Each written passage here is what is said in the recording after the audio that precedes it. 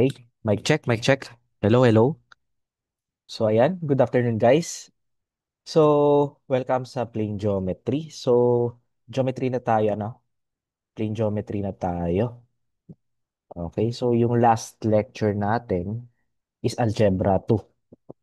Okay, so I hope marami kayong natutunan dun sa past lectures natin and sana na-solve nyo yung mga practice problems natin. Ano? So, ayan, start tayo. Okay, so start muna tayo with the definition of terms. Okay. So ano ba yung plane geometry? Plane geometry deals with the properties of plane figures or geometrical shapes of two dimensions such as angles, triangles, square, polygons, conic sections, etc. So anything which involves properties ng polygons or two-dimensional objects. So yun po yung tinatawag nating plane geometry. So, ano ba yung mga properties na yon? So, we have angles, ano? So, we have yung mga types ng polygons, ano? Or yung mga klase or uri ng mga polygons. So, we have regular, irregular polygons. Also, yung conic sections, though nasa analytic geometry siya. So, pwede rin pumasok dito, ano? Kasi mayroon tayong, matatakil din natin yung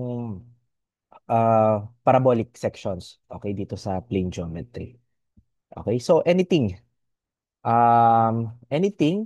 which involves or ginagamit natin sa 2D planes or sa polygons. So, pasok po yan sa plane geometry. Whether it could be a line, an angle, a point, ano. So, pasok din siya sa plane geometry.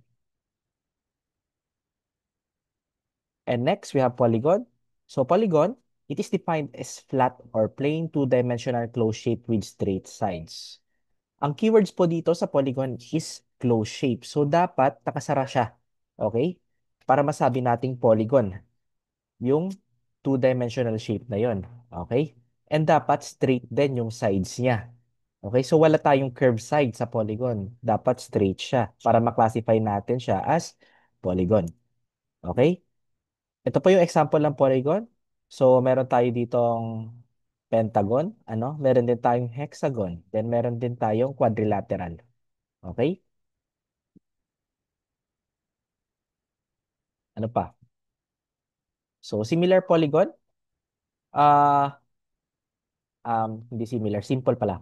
So, simple polygon, it is a polygon that does not intersect itself and has no holes. Okay? So, ibig sabihin lang naman yan, dapat hindi siya nag-intersect sa sarili niya. Okay? Yung mga sides niya ng polygon na yon. And wala siyang butas. Okay? Meaning, dapat naka-close yung polygon na yon. Okay? Or yung figure. So meron tayong dalawang uri ng simple polygon. We have the regular polygon and irregular polygon. Ano bang pinagkaiba ng regular sa irregular? Kapag regular, ang ibig sabihin lang naman yan, same lang yung tawag dito, same lang yung dimensions ng sides niya. Okay? So dapat hindi magkaiba yung length ng mga sides niya. Okay? Unlike dito sa irregular polygon, iba-iba yung dimensions ng sides niya, ano? As you can see from this figure. Okay. So, yan yung pagkakaiba ng regular sa irregular. Then, sa regular naman, so regular polygon is a polygon whose angles are equal and all whose sides are equal. So, aside din sa sides, dapat same lang din yung interior angle niya. So, yung angle ng mga vertices niya are all equal with each other. Okay? So, pareho lang yung angles niyan. Okay? Paano ba yan? Ito. So, yung angle dito, same lang sa angle dito and same lang sa angle dito. Okay? So, isa din yun sa requirement para masabi natin regular polygon siya. Aside from yung sides na dapat pare-pareho. Okay? So, ito po yung example ng mga regular polygon. So, we have pentagon, hexagon. We have the octagon, square, and triangle. So, ito yung pentagon, ano? Okay? And ano ba yung similar polygon? So, masasabi natin na similar yung two polygons if their corresponding angles are equal and their corresponding sides are proportional. So for example, meron tayo ditong sample ng polygon. Okay? So hindi naman siya restricted sa regular polygon para masabi nating similar polygons, yung dalawang polygon. Okay? So masasabi siya natin na similar siya kapag yung isang polygon and yung pangalawang polygon are all the same pagdating sa angles niya and sa sides is proportional. Yung sides niya are proportional, okay? So, halimbawa, itong angle 1, same sa value ng angle 7. So, pareho lang yung value ng interior angles yan all throughout ng vertex or vertices ng polygon na to. So, yung angle 1, 2, 3 hanggang 6, same lang sa interior angle dito from 7 to 12. Okay, angle 1 is equal to angle 7, angle 2 is equal to angle 8, angle 3 is equal to angle 9, and so on and so forth. And pagdating naman sa sides, proportional siya, no? It does not necessarily mean na dapat equal para masabi nating similar. So, kahit proportional, okay na yun. Ano? So, kung titingnan natin, yung side BC or segment BC is proportional sa side IJ. Ano? Makikita naman ninyo yan, ano, na similar sila. So, parang pinaliit lang itong second polygon natin. Okay? Itong segment CD is proportional sa segment JK. Yung segment DE, proportional sa segment KL. And so on and so forth. Okay? Ayan. Ito yung example. Yung angle 6, same sa angle 12. Yung value ng angle 2, same lang sa value ng angle 8. Then, yung segment AD and segment HI are proportional. And yung segment FG naman and yung segment MN sa kaliwang angkanang polygon are also proportional. Okay? So, yan. Next, we have convex polygon. Ano ba yung convex polygon? It is a polygon with all interior angles smaller in measure than straight line. Not straight line, straight angle, which is equal to 180 degrees. So, ano ibig sabihin nito? Convex polygon, masasabi natin convex polygon, yung polygon, ano, kapag yung interior angles niya, ano, it should be less than 180 degrees. So, ito, lahat ng yan, na interior angles na yan, should be less than, ano, or smaller than straight angle. Ang straight angle po natin, 180 degrees. Okay? So, ayan. So, it should be obtuse, acute to obtuse. Okay? Then, same din sa triangle, ano, ayan, di ba? Naka-acute silang lahat. Okay? So, alam naman natin yung acute angle is less than 180 degrees. Ano kasi less than na nga siya ng 90 degrees eh. Di ba? Next, we have concave polygon. It is defined as polygon with one or more interior angles greater than 180 degrees. And masasabi natin na concave polygon, yung polygon kapag meron siyang vertex or yung angle ng isang vertex niya or more than one, ano, is greater than 180 degrees. Kaya halimbawa dito, ano, ito, less than 180, less than 180. Ano pa? Ano nga? Wait, ano nangyari? Wait lang ha. Nausog. Wait lang guys. Saan na yun? Oh, yan. Hindi ko kasi siya maano no. Ito, ano ba tawag dito? Less than 180 din ito, then ito, okay? Then ito sa baba, less than 180 din ito, then ito, except dito. Okay? So sa part na yan, kung titingnan natin yung interior niyan, naka-reflex angle siya. Ano ibig sabihin ng reflex? Greater than 180. So therefore, concave polygon po ito. Okay? Machi-check natin kung convex or concave yung polygon na yan by checking its interior angles. Okay? Ano pa? Yan, yung pinaka fundamental na property natin dito. Yung angle. A plane angle is the opening between two straight lines drawn from the same point. Okay. Yung angle, mabubuo niyan kapag meron tayong common point, then gumawa tayo ng dalawang straight lines from it. Okay? Yan yung definition ng angle or plane angle. Tama? Yan yung tatlong klase ng angle natin. So we have, wait lang. Ano yan una? Acute angle. We have the right angle. Then yung obtuse angle. Yung acute angle should be less than 90 degrees. While the right angle should be equal to 90 degrees.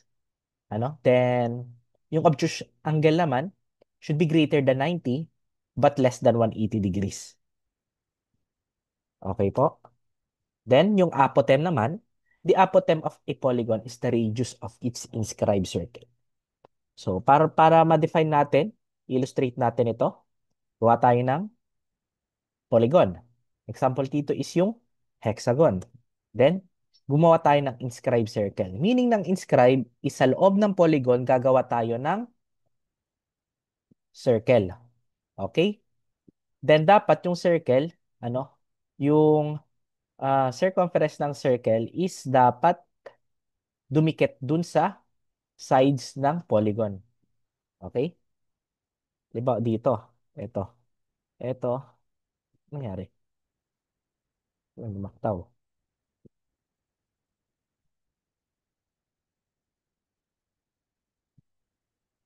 Ito, ano? Ito. Tama ba? Ano? Then, yan. Tapos, okay. Masasabi nating apotem siya kapag nakagawa tayo ng radius ng inscribed circle. Okay? So, ito yung center ng circle, di ba? Then, kapag gumawa tayo ng radius from it, okay? Galing dito sa center, hanggang dito, ano? Sa side na yan, ano? Hindi ito. Sa vertex. So, gagawa ka ng linya, ano? Which is equal to the radius din mismo ng circle. Okay? Hanggang sa end ng circle, okay? And dapat yung radius na yon must be orthogonal or perpendicular sa side ng polygon. And yan po yung apotem na tinatawag natin. So ito po yan. Ayusin natin. So ito yan. Ano? Okay? Or pwede rin ito. Apotem din yan. Kahit ito, apotem din yan. Ano? So gagawa kayo ng radius and yung radius should be orthogonal or perpendicular sa side ng polygon. And yan po yung tinatawag natin na apotem. Okay? Next is diagonals. A diagonal of a polygon is a line joining two non-consecutive vertices. Okay? Example ng diagonal, gawa tayo ng hexagon. Yan po yung example ng diagonal. Okay? So, halimbawa, ito vertex 1. Katabi niya is vertex 2 and 3. So, hindi ka na makakadraw ng line niyan kasi meron ng existing line which is yung sides ng polygon. Pero sa loob, pwede ka makapag-draw ng line. Okay? And use segment from 1 to 4 or 1 to 5, ano, or 1 to 6, yan po yung tinatawag natin na diagonal, which is denoted by this arrow na nasa presentation natin. Okay, yan po yung tinatawag nating diagonals. Okay? Ang definition is a line joining two non-consecutive vertices. Okay? Kasi hindi naman magkasunod yung 1 and 4 eh. 'Di ba? May laktaw tayo diyan. Same din sa 5 and 6. Nag-skip tayo sa 3 and 2. Okay? Next, we have concurrent lines. These are three or more lines which have one point in common are said to be concurrent. So, masasabi lang natin na concurrent yung dalawa or more lines kapag yung two or more lines have one point in common or nag intersect at a certain point. Kaya natin na siya nasasabi na concurrent. Ano? Example nito, so meron tayong tatlong lines dito. Pangalanan natin siya as segment AB or line AB. Next, we have CD and we have line EF. And as you can see, dito sa presentation, all these three lines meet or intersect at a common point, which is ito. Okay? And From this figure, we can say or we can conclude na these three are concurrent. These three lines are concurrent with one another. Ano? Or pwede natin siyang i-define itong tatlong lines na to as concurrent lines. Okay? So segments A, B, C, D, and E, F are all, mali ito, concurrent. So medyo na omit ko minsan yung mga ano no, kasi gabi ko na kasi ito ginawa yung presentation natin. Okay? So concurrent po yan. Next, parallel lines naman. So parallel lines, these are lines that lie in the same plane and do not meet however far they are produced. Okay, ano ba yung dalawang requirements natin para masabi na yung lines na yon are parallel? So una, dapat they lie in the same plane. Okay? Dapat they lie in the same plane. And next, do not meet however far they are produced. Okay? Example yan, we have dalawang lines, A, B, and C, D. Ano? And also, dapat same din yung direction ng linya natin. Okay? Okay? So, para masabi natin na parallel. Okay? So, yan. Ito yung symbol natin for parallel, yung parang dalawang guhit na yan. Or pwede minsan nakaslant. Okay? Same lang din yan. Okay? So, we have AB. Segment AB is parallel to segment CD. Next, perpendicular. So, kabaliktaran naman ng parallel, perpendicular, if one straight line cuts another so as to make any two adjacent angles equal, each line is perpendicular to the other. Ano bang ibig sabihin yan? Ano? So, if one straight line daw, so halimbawa, gumawa tayo ng triangle. Ano? Then, meron tayong straight line. So, ano mangyayari dito? So, initially, meron tayo ditong angle theta, di ba? So, pangalanan natin siya as theta, yung angle na yan. Ito. Okay? Ang ginawa natin, nag-cut tayo ng straight line dyan. Pababa. Okay? Anong nangyari? So, tawag tayo ng, okay, meron tayong, nag-denote tayo ng mga, dito. So, point A, dito sa taas na vertex, pinakatuktok ng triangle. Then, yung base niya, yung base vertices niya, we have B and D. No? Then, nag-cut tayo ng line. Then, meron tayong point C dito sa pinakababa. Right? Ano? Then, since ano tayo dito, nag-cut tayo ng straight line, anong mangyayari? Mahati itong angle theta na to into two adjacent equal na angles. Okay? So, ito, that is equal to theta over 2 kasi nahati siya sa dalawa eh. Okay? Kasi straight yan. Ano? And ano yung makakonclude natin? Yung line AC po natin is perpendicular sa line BD. Okay? So, ito lang naman yung ibig sabihin niyan. Ito yung A, ito yung C, ito yung B, then ito yung D. Okay? Yan. So, kung titingnan natin, orthogonal yung segment EC sa segment BD. No? And ito po yung symbol natin dyan. So, we have segment EC is perpendicular to segment BD. Right?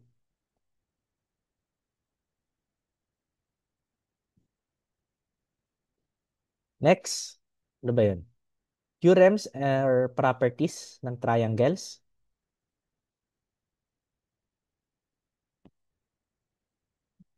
First, the sum of the interior angles of triangle should be equal to 180 degrees. Ano? So, halimbawa, gawa tayo ng triangle. Dapat daw, yung sum ng lahat ng interior angles dito sa loob ng triangle must be equal to 180 degrees. So, we have angle A, angle B, and angle C. And dapat, pwede tayong makabuo ng formula dito. Ano? So, ito ay galing din sa theorem. Dapat yung angle A plus angle B, yung sum ng lahat ng interior angles must be equal to 180 degrees. Hindi pwedeng bumawas, hindi pwedeng sumobra. Equal dapat yan. Okay, next. The sum of the two sides. So, hindi lang pala siya sa triangle na lilimit. Sa lahat ng polygons po yan.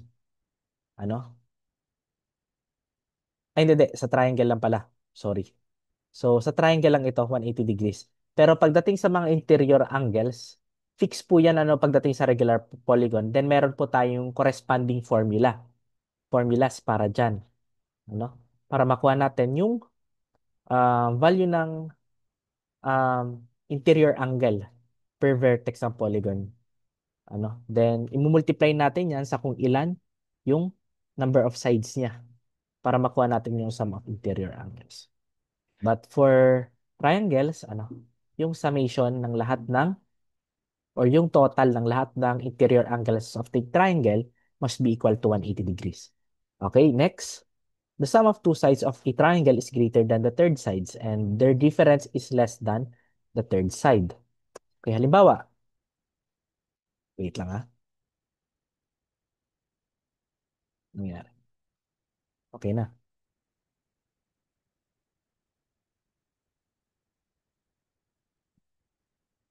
Yan, gawa tayo ulit ng triangle. Then, maglagay tayo ng sides A, C, and B. Then, kung titingnan natin, ito yung pinakamahabang side, di ba? Or ito. Itong side C. Ano? Kung titingnan natin, kapag pinag-add natin itong side A sa B, ano? So, dapat greater than yan sa length ng side C natin. Ano? Then, on the other hand, ano? Kapag sinubtract natin yung B sa A, okay? Or, I mean, binawasan natin yung B by the amount nitong A, ano? It should be less than sa value ng C. Okay? Kasi halimbawa ito, binawasan mo ng length dito. Syempre liliit na, ano? And dapat yung makuha nating difference yan must be less than dito sa C. Ano? And dito sa una, since pinag-add natin itong A sa B, syempre parang halimbawa kung ito, ano, i-rotate mo yan, mas hahaba na yung total itong A and B sa C. Ano? Which satisfies this inequality. Diba?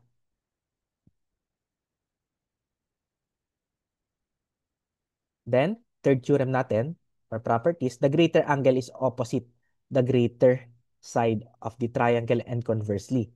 So, to illustrate that, gawa tayo ng triangle, then lagay tayo ng mga interior angles, A, B, and C, then i-label natin yung mga sides.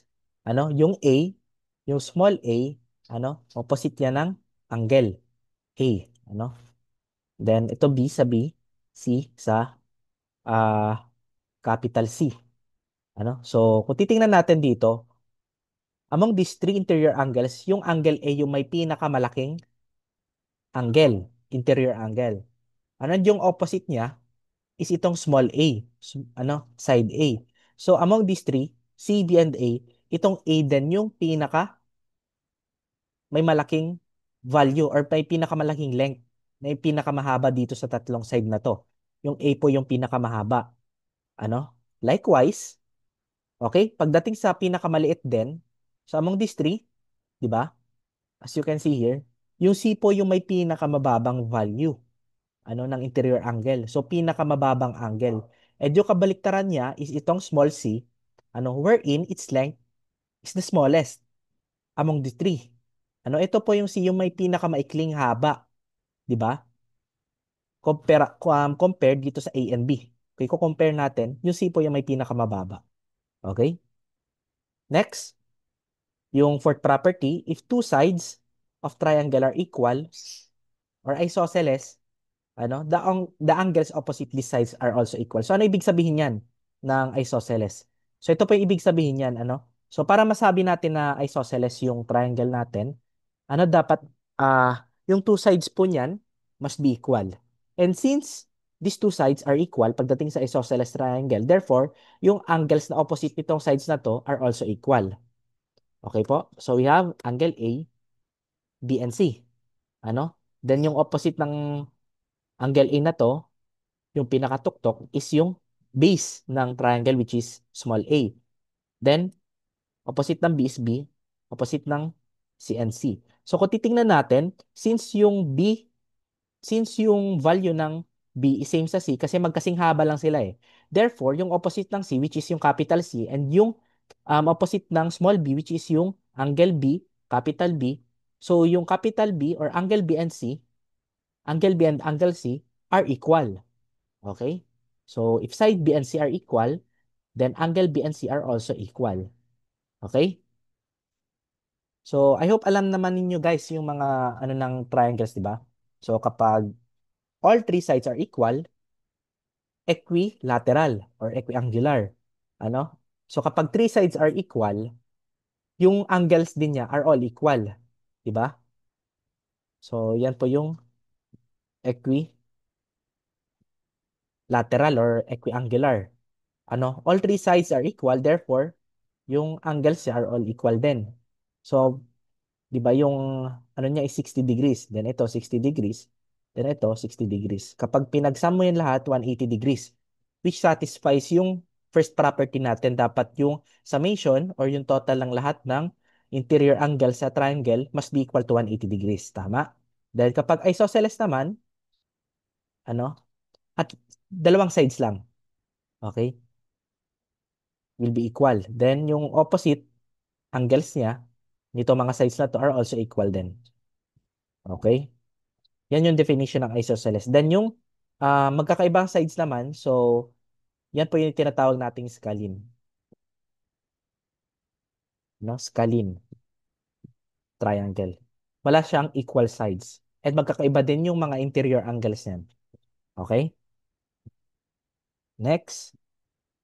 Number 5, ano yung fifth property natin? If two triangles are congruent, if at least two angles and the included side of one triangle are equal to two angles and the included side of the other.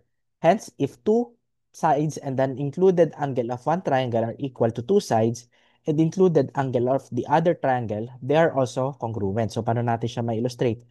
Halimbawa, gumawa tayo ng isang triangle, label natin yung mga interior angles niya, A, B, and C, then label tayo ng isang side lang, which is small b. Okay? Then, gawa tayo ng pangalawang triangle. So, label natin yung ang mga interior angles niya as C, D, and E. Then, label din tayo ng isang side, which is D. Okay? So, kapag yung, ano yung condition natin dito? If at least two angles. So, kahit yung dalawang angles lang, let's say yung angle A is equal to angle C, itong sa isang triangle, then yung angle B naman sa kaliwa is same din sa value ng angle D. Ano? Magkapareho yung value niya. So, therefore, ano? And yung mali. So, itong A and C are equal, B and D are also equal. Ano, kahit yung at least dalawa lang, and also yung side B is same lang yung haba sa side D nitong sa kanang triangle. Okay? Kapag nasatisfy lang itong tatlong condition na to, at least dalawang angles and isang side lang, okay? Ito.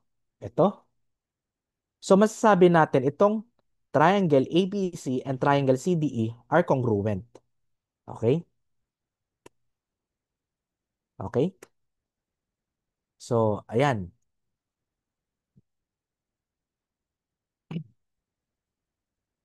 So, another one, halimbawa, kapag yung, halimbawa, lagay tayo ng ano, C, ito E. Ano? If B is equal to D, ano pa? If C is equal to E, so another condition is kahit dalawang sides, at least two sides, ano, then isang angle, halimbawa A and C, mali.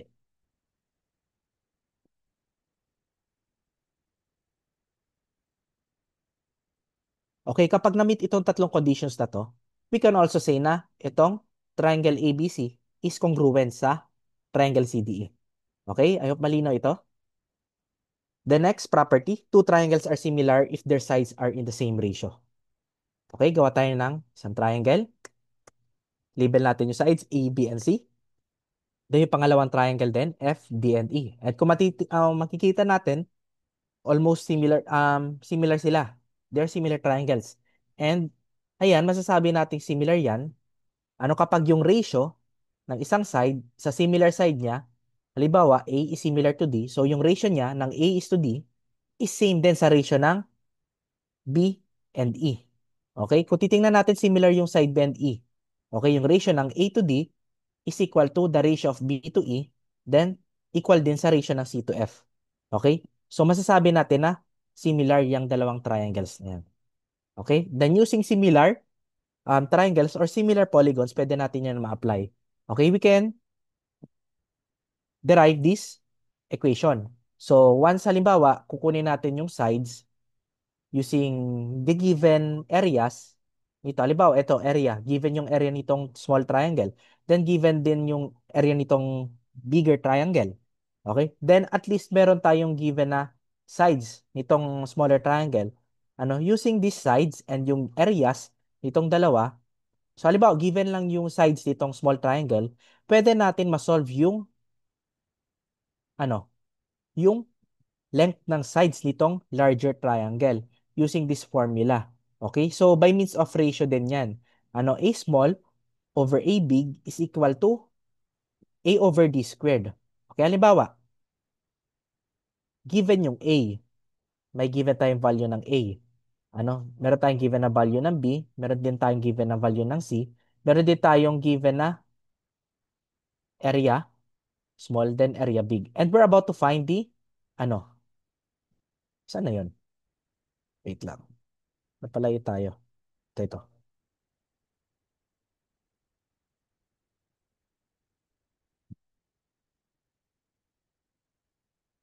Yan. Ano? So, meron din tayong area big. So, pwede natin makuha yung value ng D, okay, using this formula. Then yung E and F, okay, using this formula. Okay? Next, derive formulas. Sum of interior angles of a polygon. Halimbawa, meron tayong given na polygon. Then, we're about to find the sum of interior angles. For us to find the sum of interior angles, we use this formula. S sub I, or interior, sum of interior, is equal to 180 degrees times n minus 2, where n is the number of sides ng isang polygon. Halimbawa, sa hexagon, ilan ba yung sides niya? 6. Sa pentagon, 5. Sa square or quadrilateral, hindi quadrilateral, square, 4, di ba? Or sa triangle, 3. Nonagon, 9. Decagon, 10, di ba? Ganon. Yung number of sides, isa-substitute nyo dito sa n. Okay? Para makuha natin yung sum of interior angles ng polygon.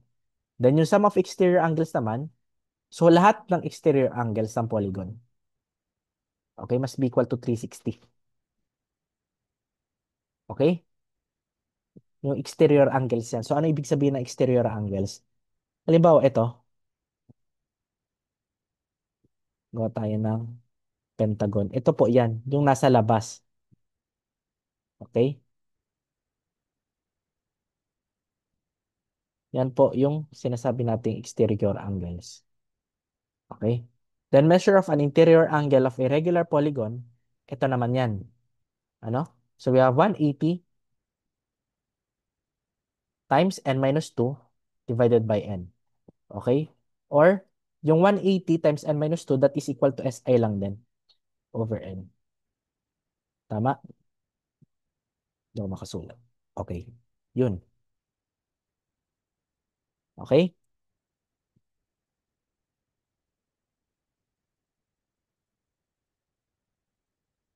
Then, how to measure the exterior angle of a regular polygon?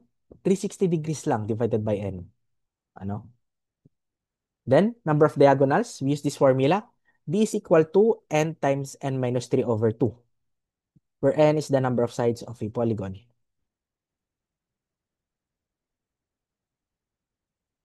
And ano ba yung relationship between the sides and apothem of a polygon and the radius of a circumscribing circle? So, for example, gumawa tayo ng polygon dito. So, we have hexagon. Then, gumawa tayo ng circumscribing cycle. So, kanina, na-define natin yung inscribed circle. Ngayon, circumscribing naman. So, ang ibig sabihin ng circumscribing, so, guguhit tayo ng circle, pero nasa labas na siya. Hindi na siya sa loob ng polygon. Nasa labas na siya. Okay? And yung circumference niya, Okay, magta-touch siya sa vertices. Hindi na sa sides. Kasi nasa labas na eh. So, yan magta-touch siya sa vertices ng polygon. Okay? And ano yung relation ng side which is S and apothem which is A, and yung radius or R ng circumscribing circle. Okay? So we have this formula. Pwede natin makuha yung S directly using apothem, which is S is equal to 2A tangent ng 180 over N, where N is the number of sides ng polygon. Or pwede rin makuha natin yung side using radius, the given radius ng circle. Okay?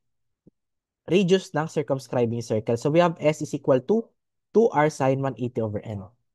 Okay? Where S is the measure of one side of apothem. So yan. A is the apothem and R is the radius of circumscribing circle. Pero kung ayaw ninyo na i-memorize yan, anong pwedeng gawin natin?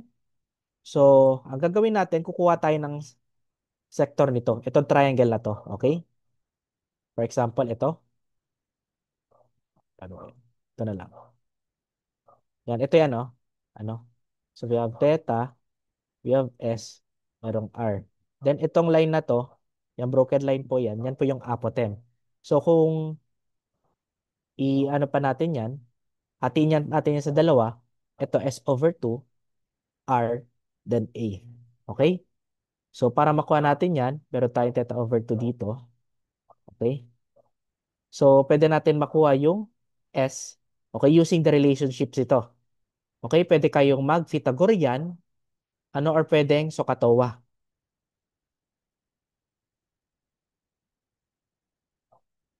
Or Sohcahtoa.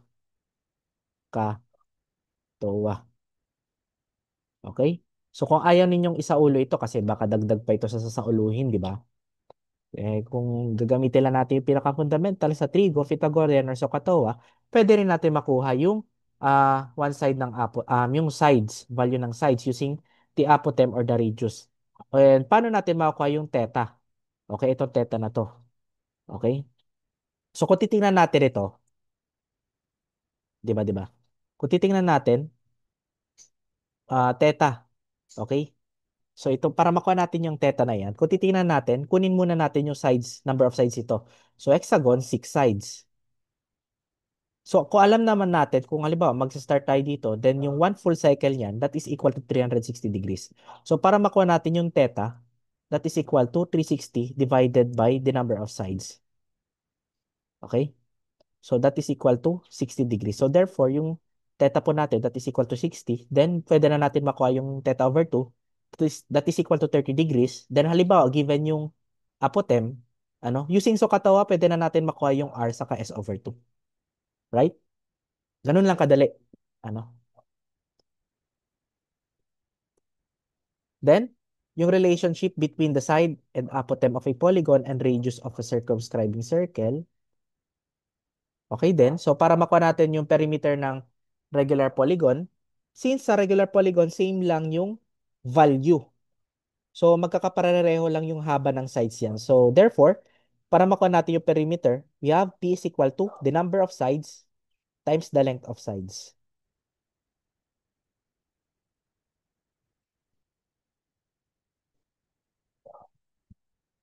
Length per side. Wait lang.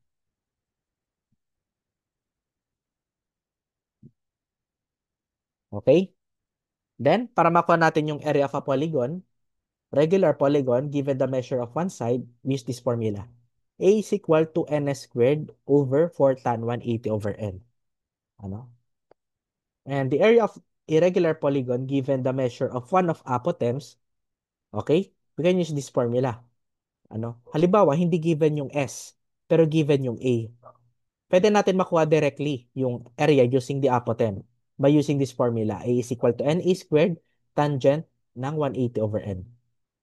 Then next, the area of a regular polygon given the radius naman of circumscribing circle. Ito yung radius ng circumscribing circle. Pwede din natin makuha directly yung area ng regular polygon using the radius ng circumscribing circle by using this equation. A is equal to NR squared over 2 times sine of 360 over N. Yan. Let's try to solve some problems here. Problem 1. A regular hexagon has 7 units length of sides. Find the following. So, meron tayong hexagon. So, yung end po natin yan, alam naman natin na 6 yung number of sides yan. 1, 2, 3, 4, 5, 6. Then, yung haba ng sides niya, 7 units daw.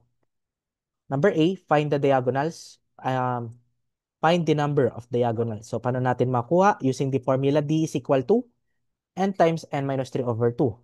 So, we have n is equal to 6. Solving for D, we have 9. So, meron daw tayong total ng 9 diagonals. Next, solve for the length of diagonals. So, kung titingnan natin, meron tayong dalawang klase ng diagonals dyan. We have the shorter side and the longer side. Okay?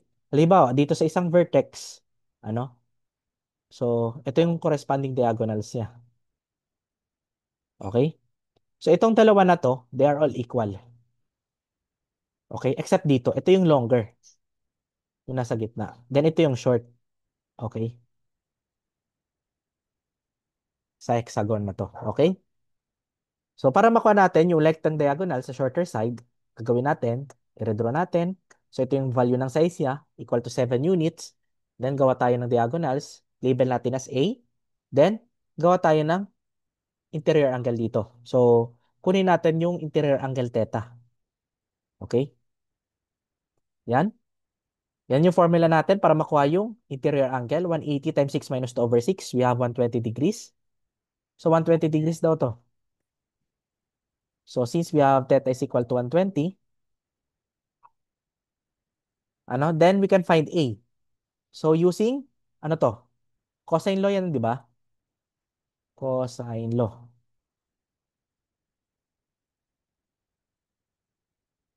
So, we have A squared is equal to 7 squared plus 7 squared minus 2 times 7 cosine 120.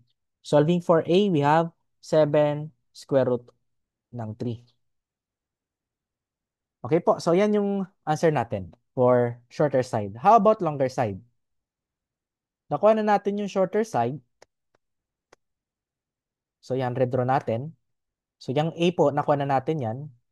So para makuha natin yung B, Pythagorean theorem na lang tayo. Okay? Itong A po natin, that is equal to 7 square root of 3. Solve for B, we have 14. Then next, we have the length of apotem.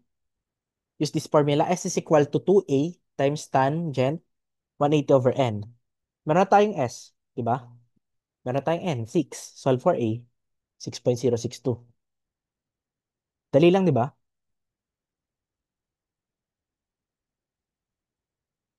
So ano pa? Interior angle. Nakuha na natin yan. 120 degrees, yung theta.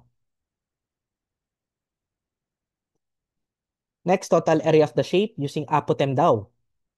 So, gagamitin natin yung formula for the apotem. Area is equal to NA squared tangent 180 over M. Meron na tayong value ng A. Nakuha na natin yung apotem, di ba? Saka yung N, that is equal to 6. Solving for A, 127.3. And then yung answer natin for letter E.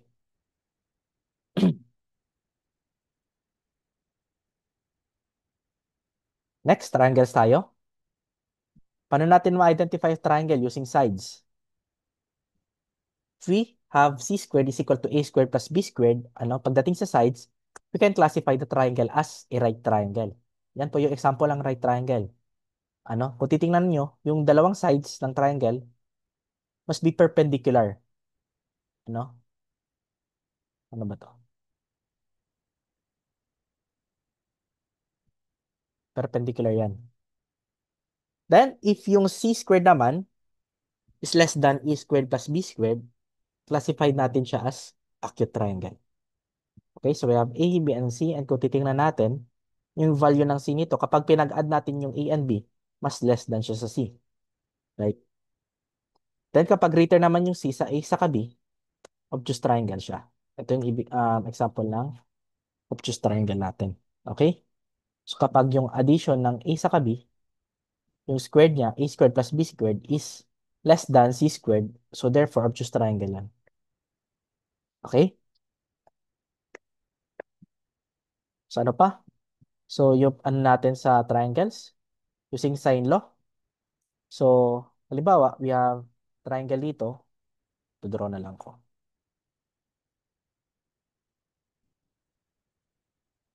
Angle A, angle B, angle C, A, B, and C.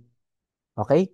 So we have this relationship between sides and angles using sine law. So we have A over sine A, ano, is equal to B over sine B is also equal din sa C over sine C. Okay? So, pwede natin makuha yung sides using angles or vice versa, ano, using sine law. And if not, pwede din tayo gumamit ng cosine law. Halimbawa, C squared, yung C po, ito. Pwede natin makuha by C by, halimbawa, given yung A and B and given din yung opposite nito, which is angle C. Okay? So, we have C squared is equal to A squared plus B squared minus 2AB cosine C. Okay? And, meron tayong ways para makuha yung area ng triangle. Using general formula, we have A is equal to 1/2 base times height. Okay, paano ba yan? Halimbawa, meron tayo ditong triangle. Ano? So, meron tayong height. And ito yung base. Okay? So, pwede natin makuha A is equal to 1/2 base times height. Or pwede rin kapag sa scalene, ano? Ito. So, meron tayong base. Then, meron tayong height. Pwede rin natin makuha yung area ng triangle. So, we have 1/2 base times height. Okay? If that's general, pwede tayong gumamit ng scissors formula. So, halimbawa ito, A, B, theta. Okay? So, yung adjacent sides nitong angle theta na to, ano, given and given din yung theta, pwede natin makuha yung area. So, we have A is equal to 1/2 AB sin theta. Okay? So, parang siyang gunting. Okay? Nakikita ba? Parang ganito. Ano? Ito yung sides. Side na to. Wait lang. Nawala. Ito wala ko. Okay. Ito yung isang side. Ito yung isang side. Then yung between niya, angle. So, parang gunting, di ba? So, yan. Kaya tinatawag siya scissors formula. Then next, we have Heron's formula. A is equal to S times square root of S times the quantity of S minus A times the quantity of S minus B times the quantity of S minus C. Where S is the semi-perimeter. So, paano ba yung semi-perimeter na yan? S is equal to A plus B plus C over 2. Kalahati ng perimeter, guys, okay?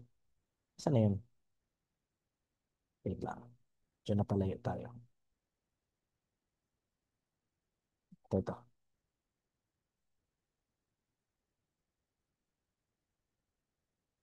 Yan. Over 2.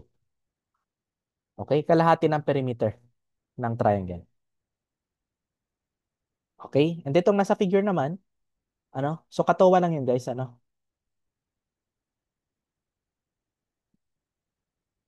So, sine of over height, ano? Then, cos adjacent over height. Then, kapag tangent of over adjacent. Okay? So, kuha nyo na to, guys, ano? From trigonometry lecture natin. Kung ano yung SOHCAHTOA. So, area of equilateral. So, we have this formula. A is equal to S squared times square root of 3 over 4. So, yung S po, yan po yung length ng sides natin. Okay? Then, how about for the area of a triangle inscribed in a circle? Ito yung example yan. So, meron tayong triangle na nasa loob ng circle. Okay po? And meron tayong dimensions ng sides, A, B, and C. Then, meron tayong radius yan. So, medyo extend natin. Ito yung sentro ng circle. Okay, so we have ABC over 4R. Ano, halimbawa, given yung A, given yung value ng B and C, which are the lengths ng sides ng triangle, then given din yung radius ng circle. Okay? Or ng circumscribing circle. So we use this formula, A is equal to ABC over 4R. How about the area of a triangle circumscribing a circle? Ibig sabihin yan, nasa loob na ng triangle yung circle. A, B, and C. Ito po yan ano. Ito yung B. Ito yung C. Ito din yung A. Then meron tayong radius ng circle sa loob. Okay? So to solve for that, we use this formula. A is equal to R times S, where S, semi-perimeter.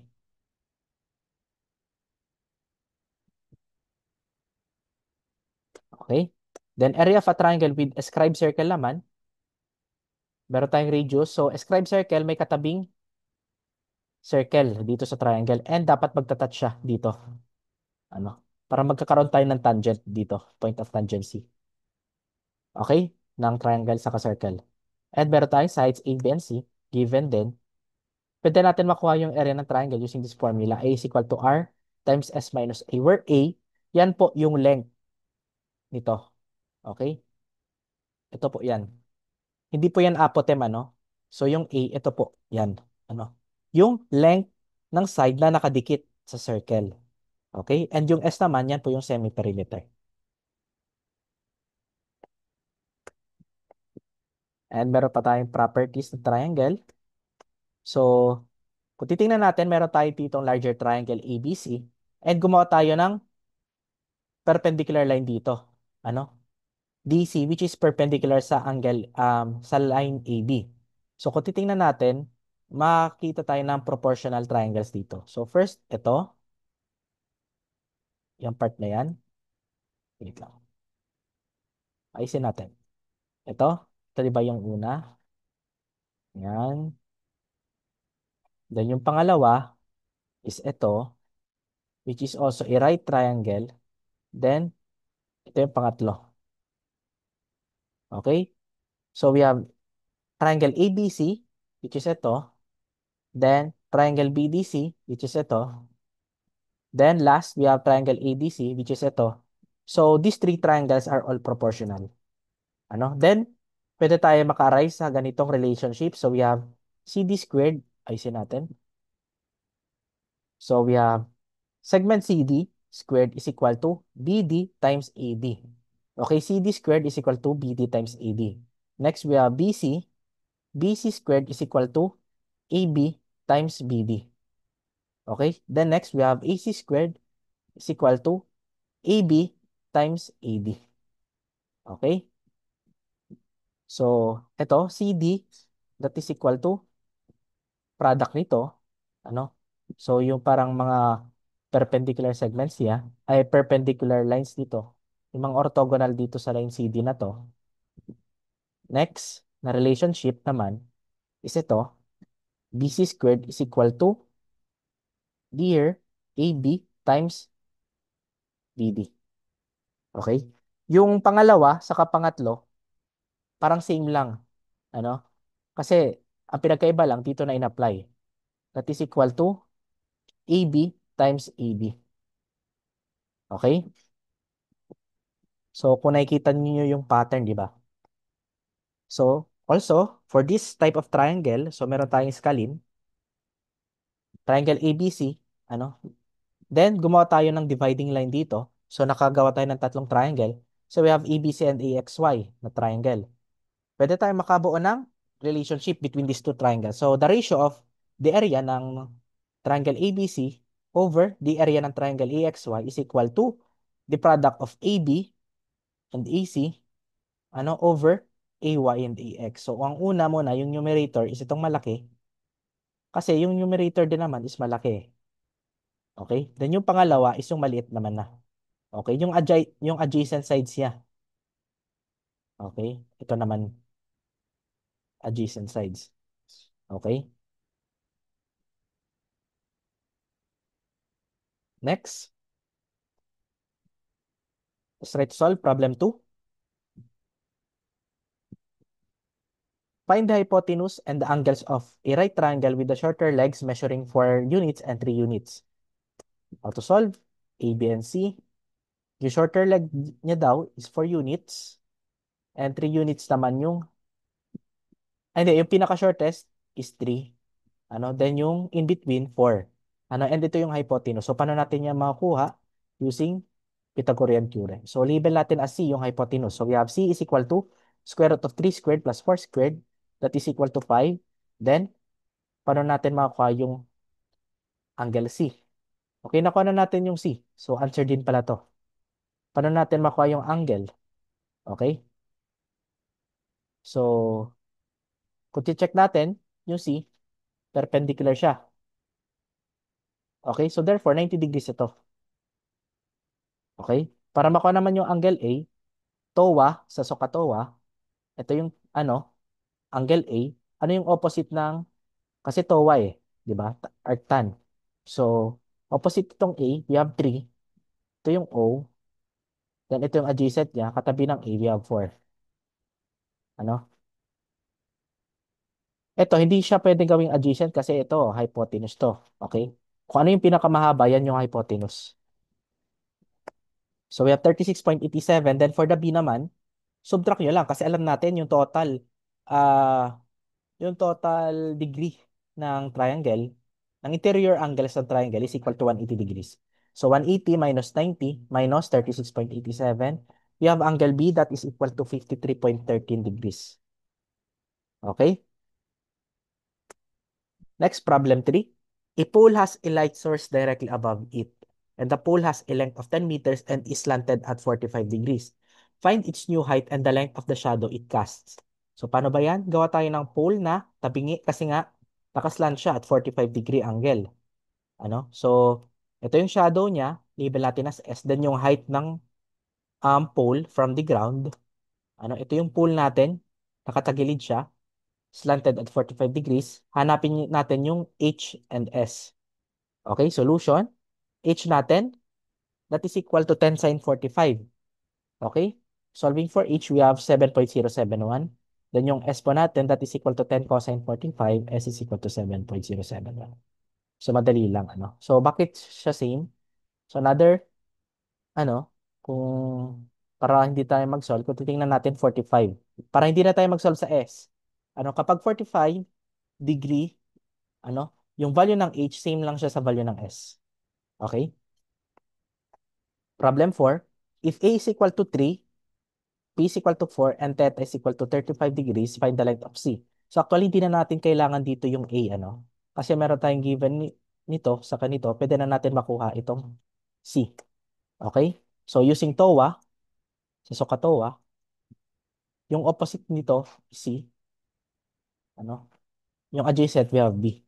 So tangent, theta is equal to C over B. Is ito. So we have tan 35 is equal to C over 4. Find for C. We have C is equal to 2.8. Problem 5. An isosceles triangle with 5 unit long legs and 3 unit long base is to be cut with a line parallel to the base. And if the resulting cut will create two areas with a ratio of 1 is to 3, find the following. A, angle of the vertex, and B is the length of the cut. Okay, gumawa tayo ng isosceles triangle dito. So, meron tayong dalawang, same lang yung angle nito, ano? A saka A. Then ito, 5 and 5. Then yung base niya, that is equal to 3. Ano? And magkakat tayo dyan ng line parallel to the base. So, ito is parallel dito, di ba? Then, if the resulting cut will create two areas, okay? So, ano mabubuo natin na triangle dyan? So, first is ito. Itong part na to. Yung malaking triangle na yan. Then, yung pangalawang triangle is ito. Yung maliit. So, yung malaking triangle, yung ratio niya doon sa maliit. So, we have ratio of 1 is to 3. Okay? So, how are we going to solve this problem? So, yan. Ito yung maliit. Ito yung malaking triangle. Then, ito yung maliit na triangle. So, solve natin yung area nito. Then, yung area nito. Okay? So, solution. Using cosine law. So, pwede natin makuha yung A. Okay? Yung angle A. So, we have 5 squared is equal to 3 squared plus 5 squared. Ito yan, ano? Yung hinahanap. 3 squared plus 5 squared minus 2 times 5 times 3 cosine A. Solving for A, we have 72.54 degrees. Right? Then, pwede na natin makuha yung area ng large. So, using scissor formula, 1 half AB sine theta. Or we have 1 half 5 times 3 times sine A. Okay? Solving for A, larger triangle, we have 7.15. Then next, use the ratio. Yung ratio ng small sa large area is equal to 1/3. Okay? Area small over 7.15, ang nakuha natin kanina is equal to 1/3. Solving for AS, we have 2.383. Okay? Then next, using similar triangles, pwede na natin makuha yung Z. Okay? So we have AL over AS is equal to 5 over Z squared. So ano yung Z? So ito pa yun guys, ano? So yung similar triangles or similar polygons, so we have AL over AS, 2.383 is equal to 5 is to Z squared. Okay? Solving for Z, we have 2.887 unit. Okay, actually hindi yan yung hinahanap dito, ano? So yung hinahanap dito, angle of the vertex. Okay na mali tayo sa ano. Pero anyways, pwede natin yung isolve. So angle of the vertex ito. Tawagin natin as theta. So as we all know, theta is equal to yung total nitong interior angles ng triangle. We have 180 minus dalawang A. Nakuha na natin yung A. We have 2 times 72.54. So yung answer natin sa part A, that is equal to, mali yung answer natin, hindi dapat tong 2.887, ano. Pero nakuha na natin, pwede natin magamit para makuha yung length ng cut. Actually, hindi na eh. Kasi, pwede natin siya i-compare dito. Okay? So, we have 180 minus 2 times 72.54. We have 34.92. Ito yung answer sa part A. Okay? Then sa part B naman, okay, walang answer sa part B, lang yung length of cut. Okay, wait lang ha. So, gawin natin, instead of using 3, ito na lang. Instead of using 5, we use 3. Palitan natin ito ng 3. Kasi yung length of cut yung chine-check natin eh.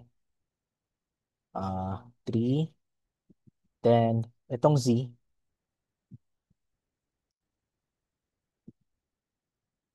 Wait lang ha. 34.92. Ito yung Z. Ito yan. Ano? So, we have 3.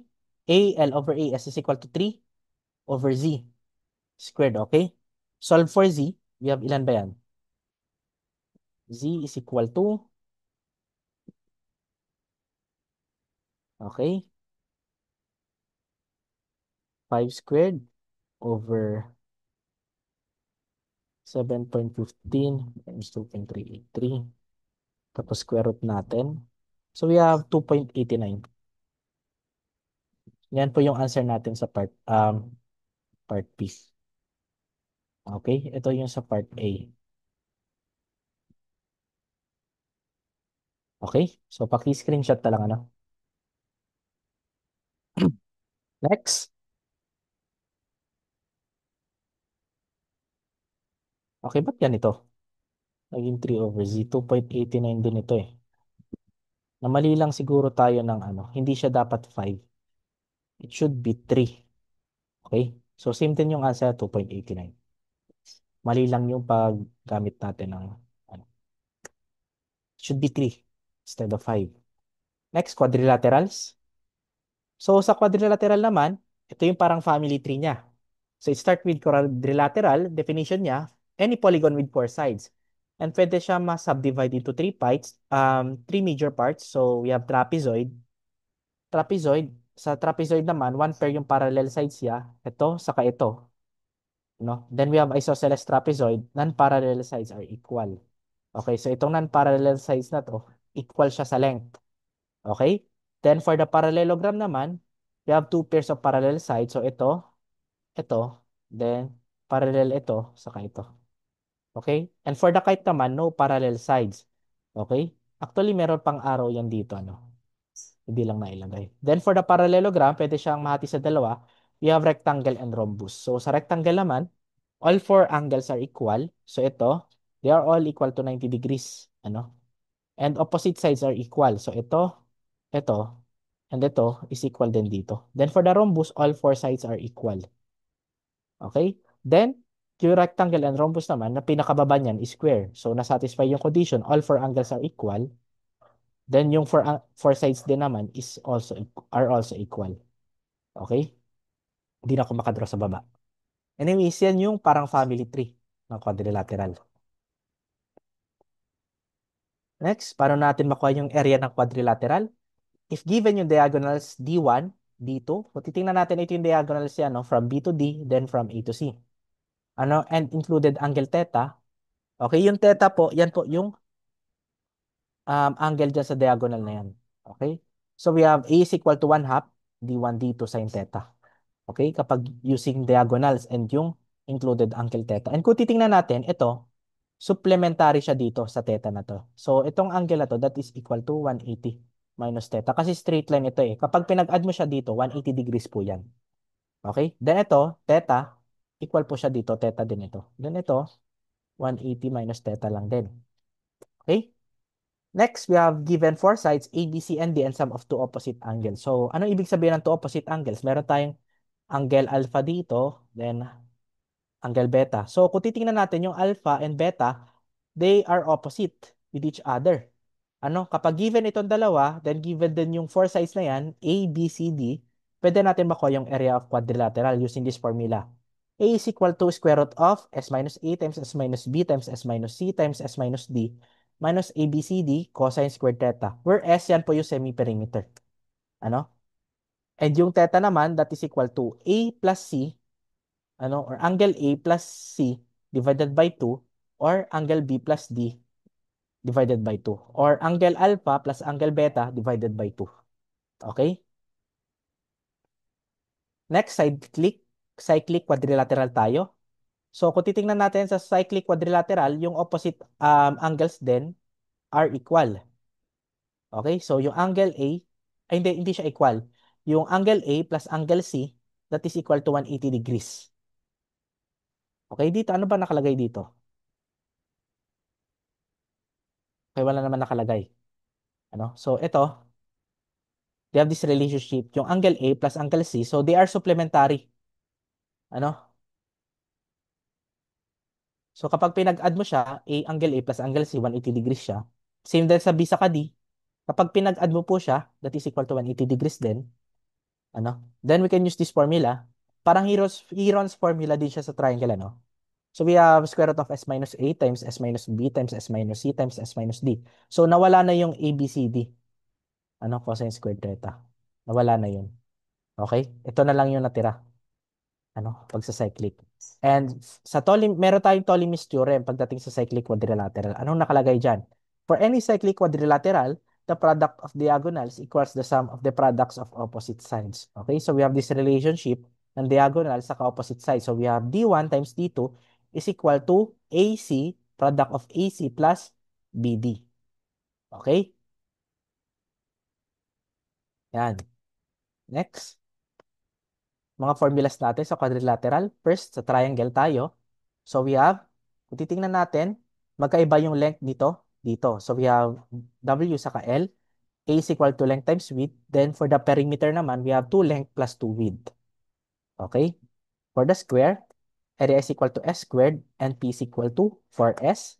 Then for the parallelogram, we have A is equal to base times height.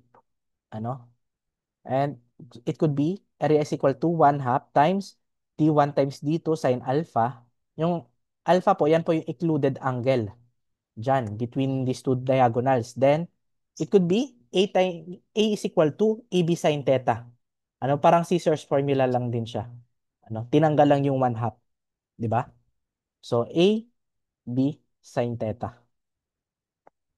Okay? And note, opposite sides are congruent and parallel. Also, consecutive angles are supplementary. So, anong ibig sabihin yan? So, halimbawa, supplementary po ito. Gawa tayo ng angle beta dito. So, since consecutive itong theta saka beta, so we have this relationship, angle theta plus angle beta is equal to 180 degrees. Okay? Kasi halimbawa, kung titingnan mo ito, kung ililipat natin siya dito, yung theta dito sa part na to, ganito din siya. So, parang straight line din yan. Ano? So, ito, that is equal to 180 degrees lang din. Okay? So next, sa rhombus, A is equal to S times H. A is equal to 1 half D1 times D2. Inalis na yung ano alpha, no? So kahit diagonals lang yung given, kahit hindi na yung included angle, pwede na natin makuha yung area ng rhombus. Or pwede rin ito. A is equal to S squared sine theta. So parang scissors formula lang din. Ano? So sa trapezoid naman, ito yung formula natin. A is equal to 1 half H, ito yung height niya, times the sum ng lower base plus upper base. Okay? Then para makuha natin yung length of dividing line, so usually ginagamit ito kapag inahanap yung length of dividing line and given yung mga may ratio tayo ng areas. So ito yung ratio ng n, yung smaller trapezoid. Okay? Then ito yung ratio ng larger trapezoid. Okay? So we have L is equal to square root of MB1 squared plus NB2 squared all over M plus N. Okay? Then for the kite naman, ito yung formula niya. Same lang din sa rhombus. A is equal to 1 half D1 times D2. Okay? So ano pa? So how about kapag yung circle naman is inscribed in a quadrilateral? So kanina, cyclic quadrilateral. So ano yung nasa cyclic quadrilateral? Yung quadrilateral yung nasa loob ng circle. Ngayon, yung circle naman yung nasa loob. Kabaliktaran na. So, baka kuha natin yung area ng quadrilateral using this formula. A quad is equal to RS, which is also equal to square root of AB times BC times CD times DA. Okay? Or pwede rin ito. 1 half times D1 squared plus D2 times D2 squared minus, okay, the quantity of AB times CD minus DA times BC. And isi-square mo siya. Okay?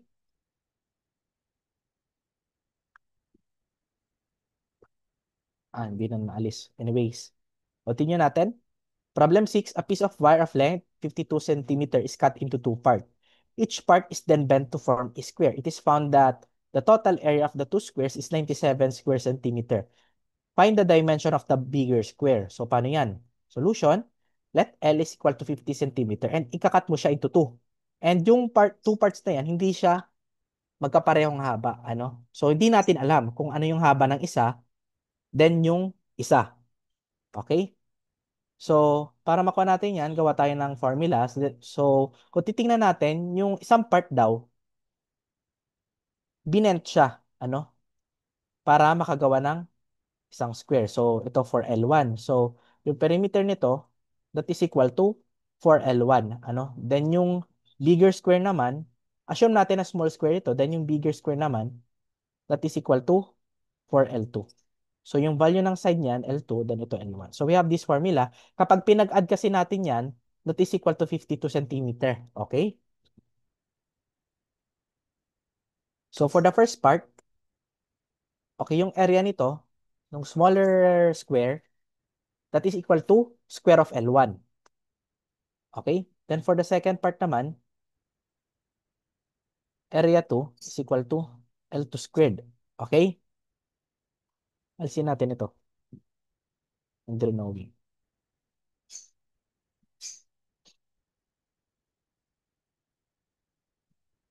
Okay. So, meron tayong equation 2. Okay?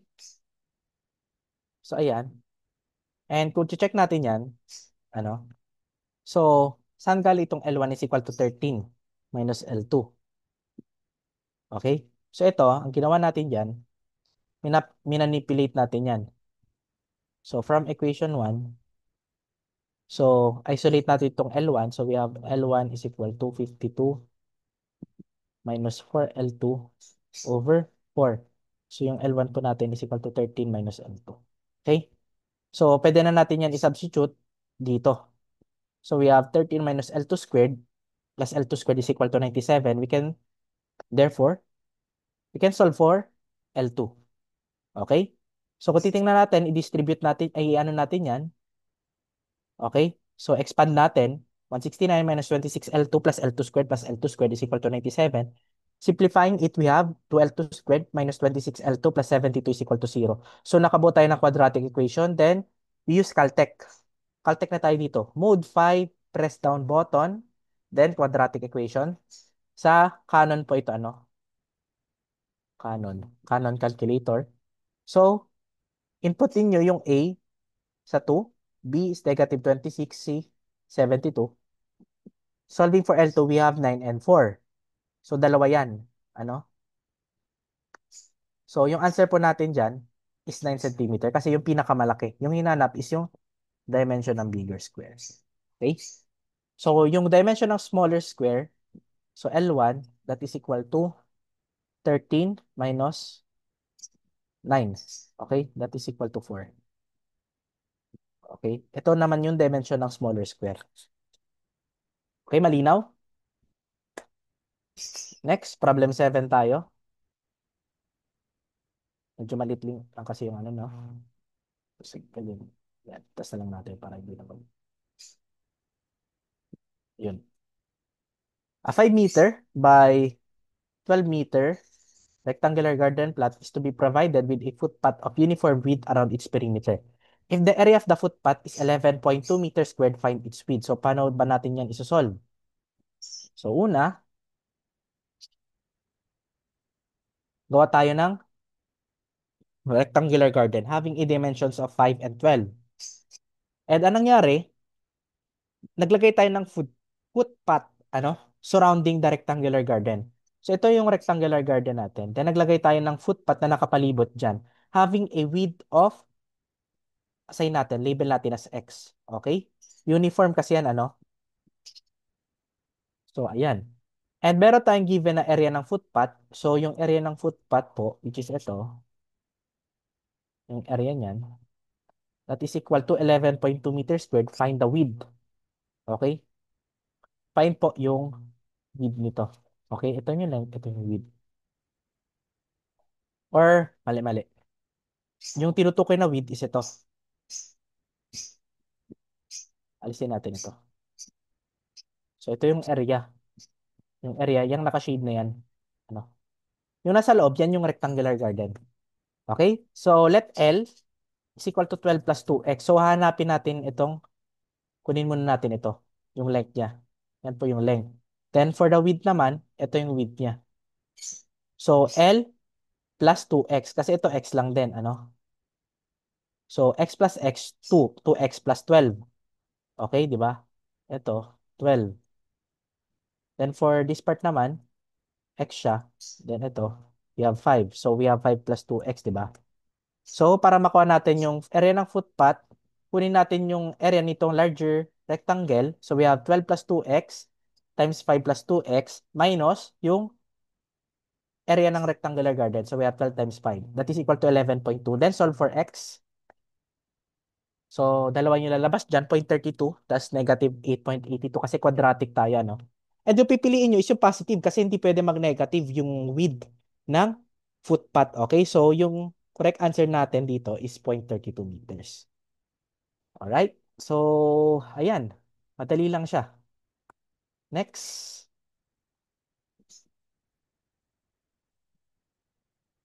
Problem 8. A parallelogram has the following properties.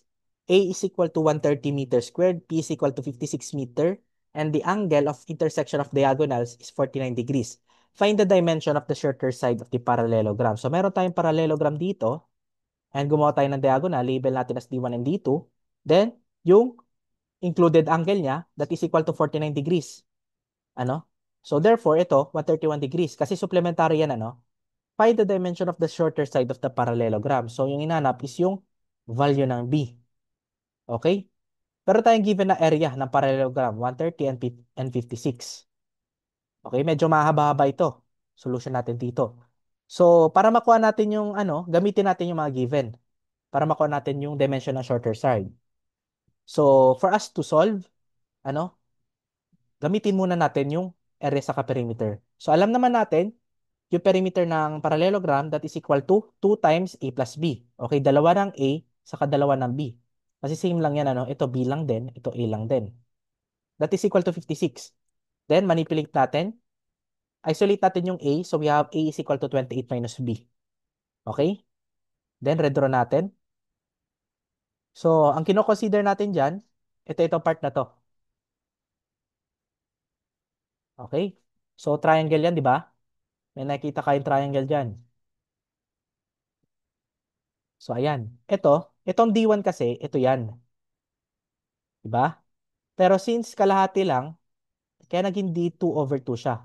Ay, D1 over 2. Ito lang. Same din sa D2. Okay, D2 over 2. Then ito, D1 over 2. Okay, malinaw na. So, we have A, yung base niya, di ba? Ito.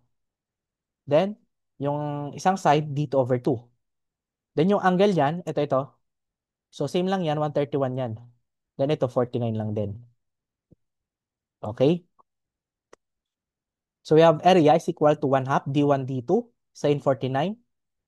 Yan, di ba yung formula natin na sa area ng parallelogram using the given diagonals and its included angle. Di ba? So, we have 1/3 is equal to 1 half D1, D2, sin 49. Isolate natin yung D1 saka D2. So, that is equal to 344.5034. Okay? Then next, we use cosine law. Di ba? Kung titingnan natin itong figure sa baba, pwede natin makuha yung A using cosine law.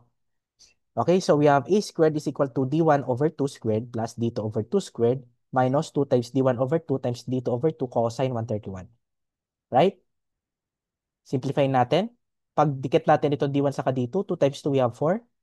Next, ito yung magiging kalabasan niya. Yung D1 sa D2 galing yan dito, ano? Kaya naging 344.5034. Okay na tayo sa A, di ba? Next, B naman. Itong side naman na to. Ito. Okay. Next. Ayan. Continuation. So, yan. Wait lang, nasa taas kasi. D1, D2. Dino lang natin. Okay. So, yan. Ito na yan. Ano? So, we have B. D1 over 2. D2 over 2. Included angle 49 degrees. We can use cosine law ulit for B. So, we have B squared is equal to. Ito, kinapi lang natin doon sa pinakababa, di ba? Sa previous slide. So, ito na ngayon.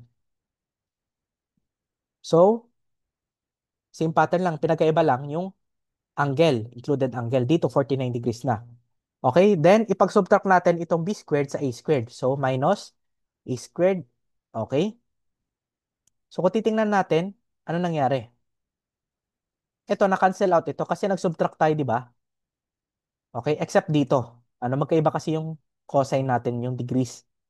Okay, then same, i-copy lang natin ito, b squared minus a squared, ano. Then yung value nito, okay? Then, saan galing itong a squared na to? Yung kanina yan, guys, ano? Ito yan, 28 minus b, di ba? Is equal to 28 minus b.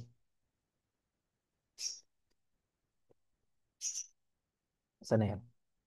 Yun. Ito, 28 minus B. Yun yung value ng A. Solve for B, 9.96. Ganyan lang ka, kung titingnan natin, kapag tawag dito, kapag na-discuss siya, di ba, parang andali lang, pero the way you solve it, medyo complicated. Pero, kaya siyang isolve.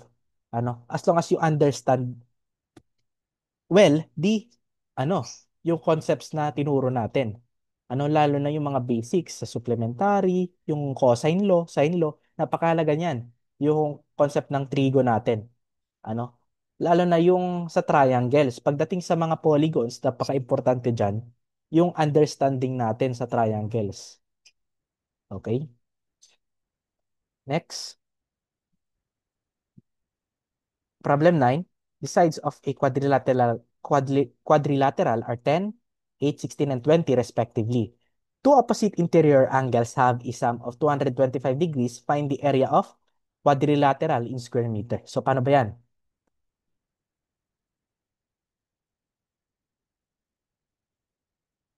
So, solution, nangyari. So, ayan. So, meron tayong sa isang quadrilateral, 10, 8, 16, and 20. Ano? And two opposite angles daw, two opposite interior angles, we have A and B, have a sum of 225 degrees. Okay? A plus B is equal to 225 degrees. And find the area of the quadrilateral in square meter. Okay? So, para ma-solve natin yan, Okay? Kunin natin yung semi-perimeter. Kasi meron naman na given yung apat na sides, di ba? So we have S is equal to A plus B plus C plus D over 2. That is equal to 10 plus 8 plus 16 plus 20 over 2. Solve for S, we have 27. Then, kunin natin yung theta. That is equal to angle A plus angle B over 2. That is equal to 225 over 2. Okay? That is equal to 112.5. Then, we use this formula.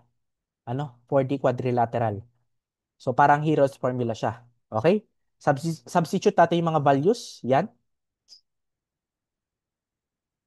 Okay? Then, solve for A, we have 145.32 square meter. Okay? Problem 10. The parallel bases of a trapezoid measure 100 centimeter and 150 centimeter respectively, and its altitude is 60 centimeter. It is to be divided into two parts whose areas are in the ratio of 2 is to 5 by a line parallel to its bases such that the bigger part is adjacent to the smaller base. Determine the length of this dividing line, area of the smaller and bigger part. So meron tayong tatlong hinanap dito. Yung length ng dividing line and yung area ng smaller and bigger part nung trapezoid natin. Okay, solution, gawa tayo ng trapezoid. Okay? So yung upper base 100, yung larger base 150. Okay? Then hinati natin yung ratio. Kasi nagka tayo ng dividing line dyan. That is parallel to the base. Okay? 5 is to 2 daw. So, yung height niya, 60. Ito yung dividing line natin. Ano? Then, ito, y natin, that is equal to, ito, yan po yung y natin. Then, for the 60 minus y, ito po yan. Okay? Kasi 60 minus y plus y, that is equal to 60. Okay? Then, recall natin, area ng trapezoid. We have 1 half h times the sum ng dalawang base. Okay? That is equal to 60 over 2 times 100 plus 50. We have 7,500. Then, compute natin yung length of dividing line using the formula. Ano? So, yung 2, yung m po, yan po yung smaller. Ano?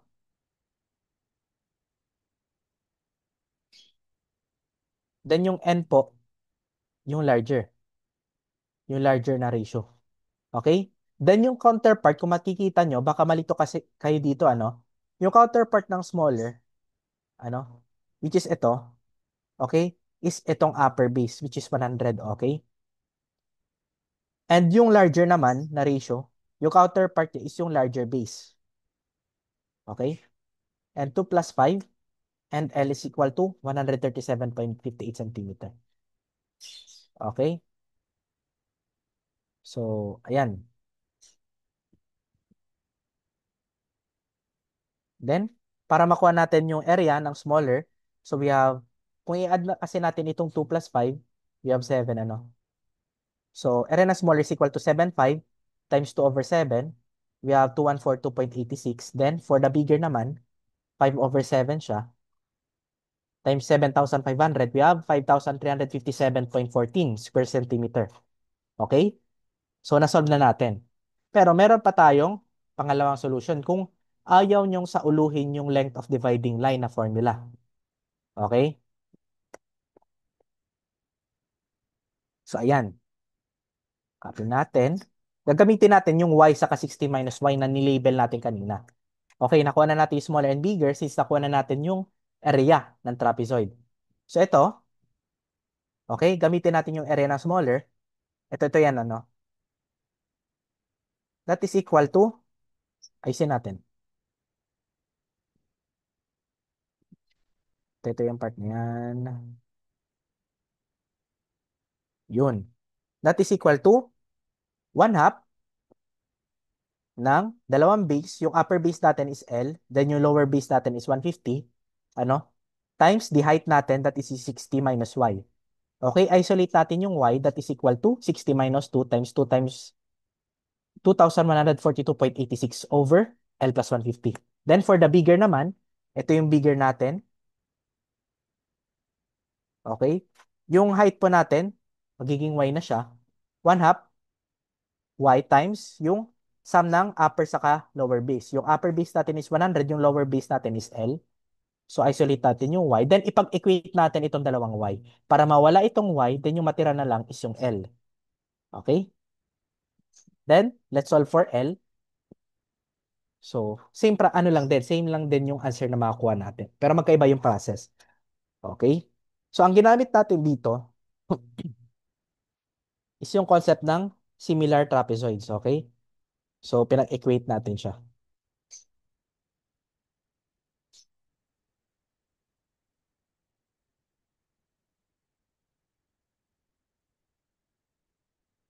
Or pwede na rin natin gamitin. Okay, may nahanap akong pangatlong solution. Pwede rin yung A small over A big. Try nyo nga guys, ano. Baka mag-try. Kasi baka gumana. Kasi same lang din, ano. Yung smaller base, 150. Ano. Then yung L squared. Meron naman tayong given, ano. So try nyo guys kung same lang din yung makukuha nating answer. So try nga natin. So 150 squared times A small, 2142.86. 5357.14. Okay. Iba? Iba yung nakuha, no? Wait lang.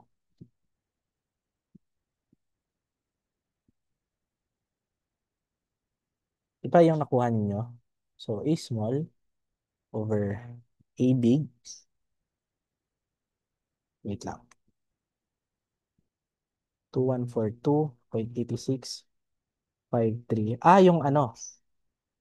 Mali-mali ito. Yung ibig natin, that is equal to 7,500. Okay? So, let's try solve this one. Then, yung A small po natin, okay, ayusin natin para hindi makalito. Yung gamitin natin na ratio, okay, para maintindihan nyo. Ito, yung buong trapezoid tapos ito. Okay? So, ano yung area nitong larger? Yung trapezoid mismo, we have 7,500. Then yung bigger ito, ano? So, we have 5357.40. Okay?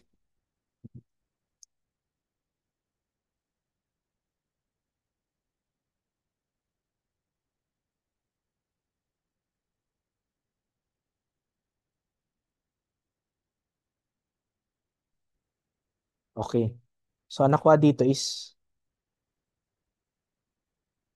126.77. So, hindi siya equal, ano? So, hindi gumana yung sa, ano?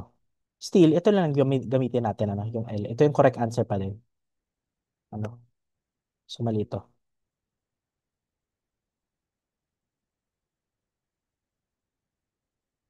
So next, problem 11, a quadrilateral ABCD is inscribed in a circle.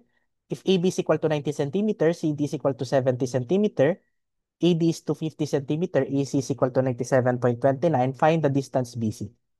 So paano ba yan? Solution, gawa tayo ng quadrilateral na naka-inscribe sa isang circle.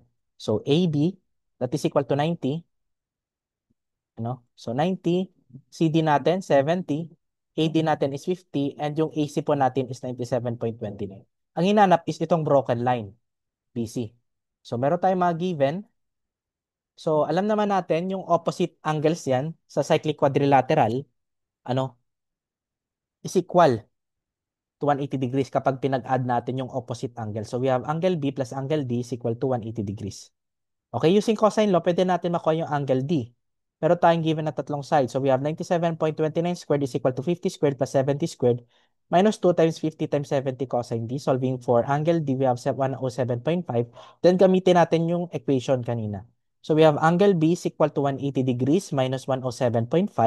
Solving for angle B, we have 72.5 degrees. Okay, then gamitin natin yung cosine law dito. Okay, so dito naman tayo sa triangle na to. Okay, dito. Dito naman tayo sa triangle na to. Kanina dito. Ngayon, meron na tayong angle B, meron tayong 90 and 97.29. Pwede na natin makuha yung BC. So we have 97.29 is equal to 90 squared plus BC squared minus 2 times 90 times BC cosine 72.5. Solving for BC, we have 72.86 cm. And yan po yung answer natin for problem 11. Okay, madali lang siya. Ano? So, as I said, dapat kabisaduhin nyo yung concept ng trigo. Ano, lalo na yung Pythagorean theorem sa Kasukato.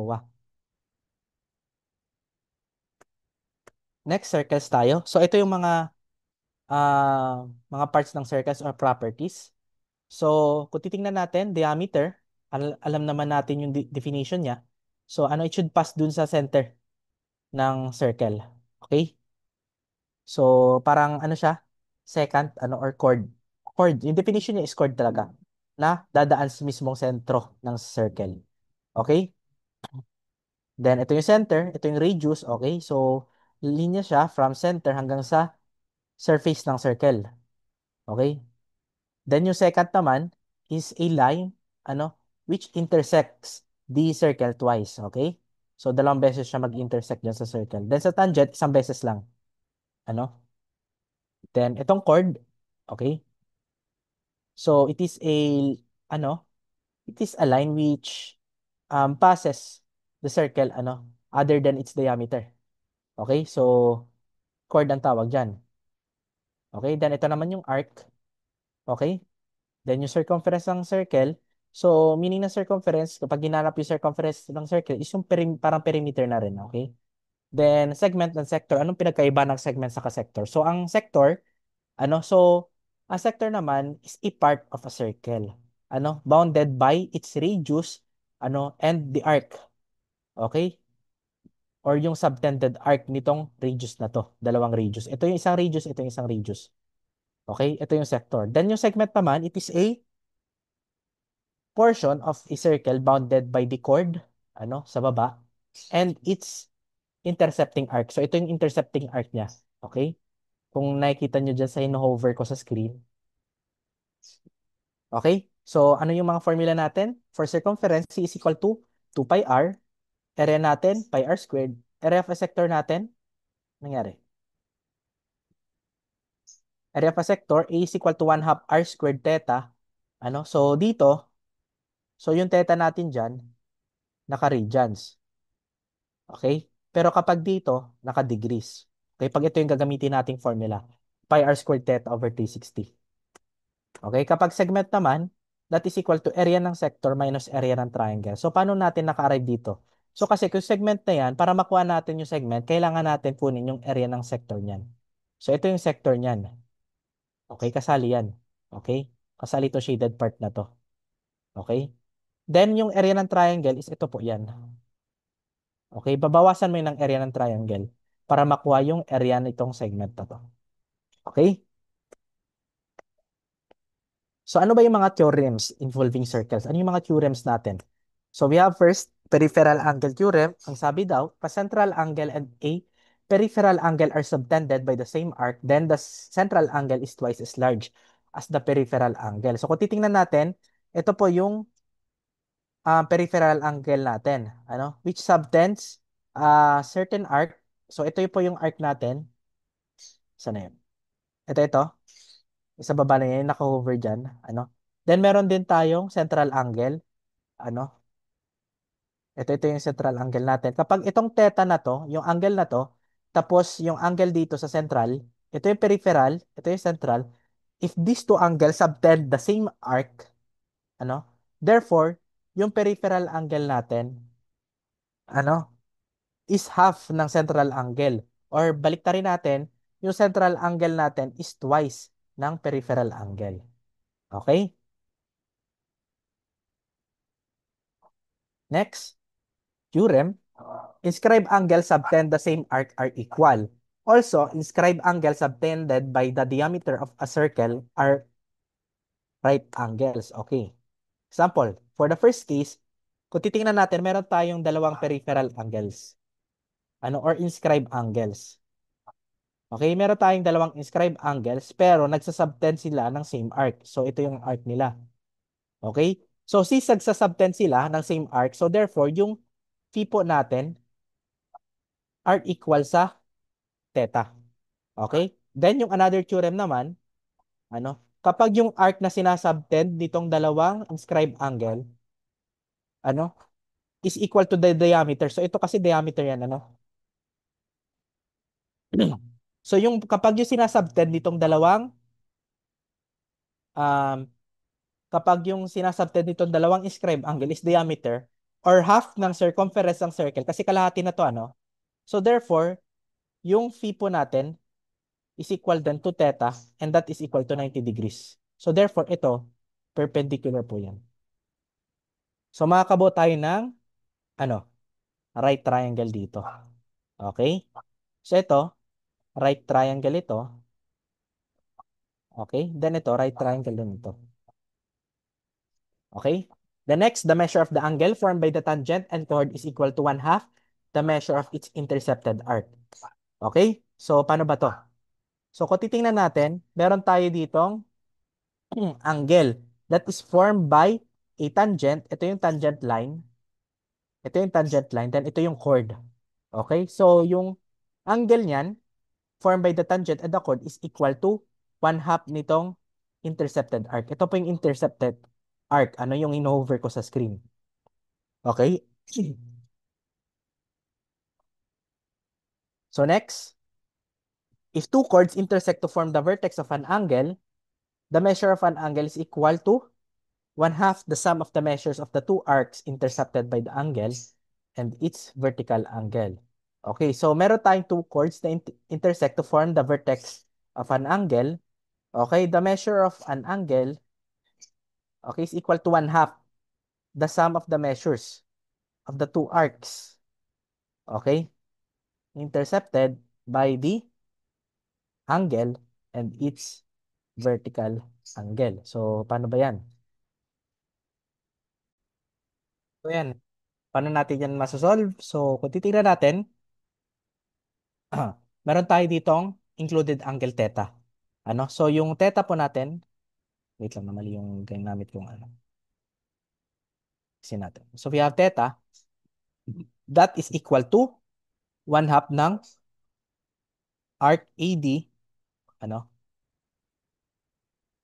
plus arc BC. So, yan po yan, ano.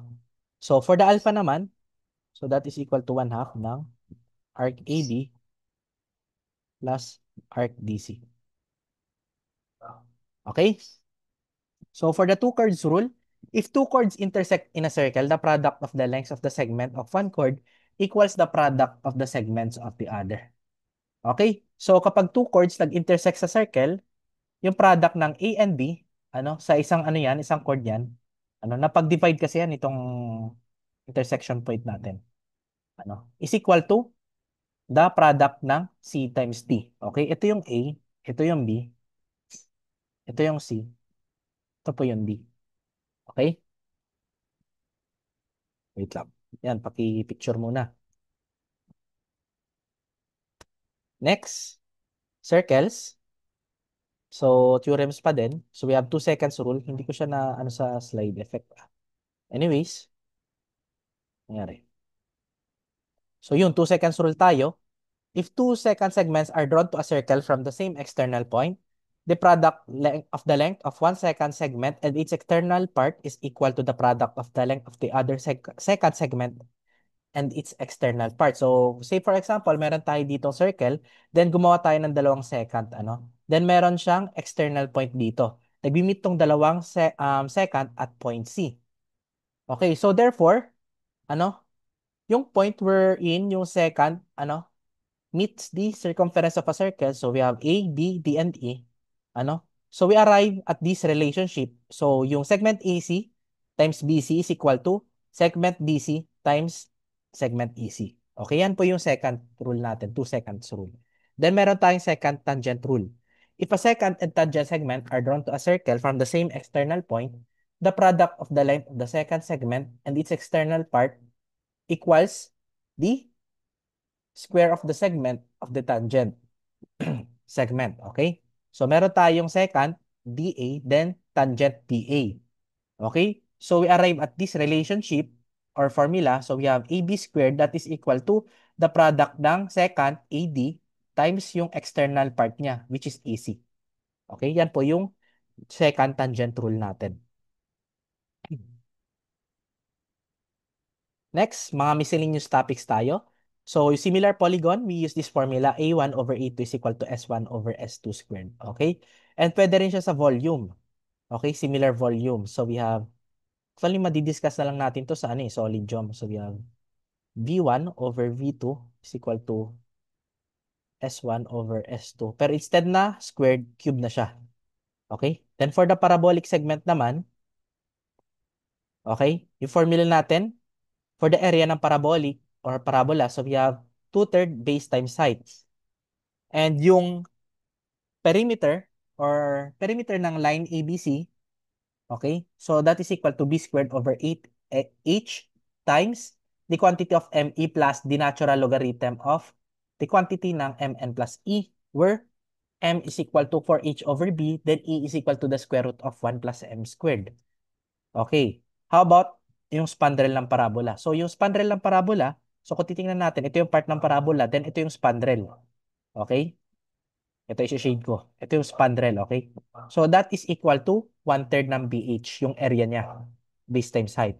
Then for the squared property of parabola, pwede natin yung makompute. Y2 over x2 squared is equal to y1 over x1 squared.